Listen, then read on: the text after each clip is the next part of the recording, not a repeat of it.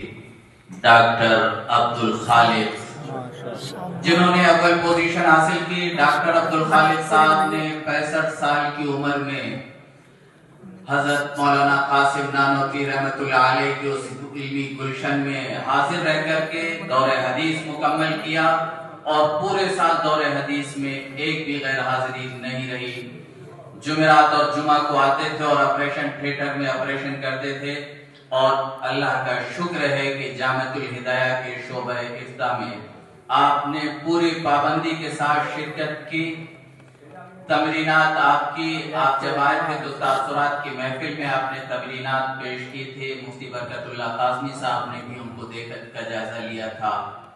Doctor Abdul Khaliq صاحب دعوت و تبلیغ کی راہ میں کے سلسلے میں دنیا کے تقریباً 22 ممالک کے اسفار کیے ہیں۔ آپ ایک مبلغ بھی ہیں، ایک ماہر طبیب اور سرجن بھی ہیں، عالم دین بھی ہیں، اور مفتی کی سند آپ کو نوازا جا رہا ہے۔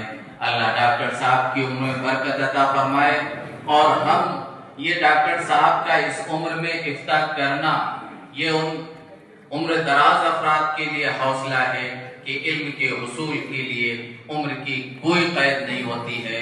مولانا علی میاں رحمۃ اللہ علیہ کہا کرتے تھے ہمیشہ اپنے خطاب میں کہ تاریخ کے ایک ادنا طالب علم کی حیثیت سے میں یہ بات کہہ رہا ہوں۔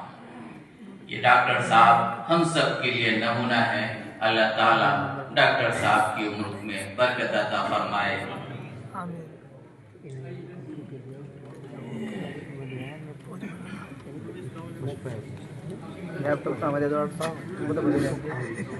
جامعہ میں نے ابھی جیسا کہ عرض کیا تھا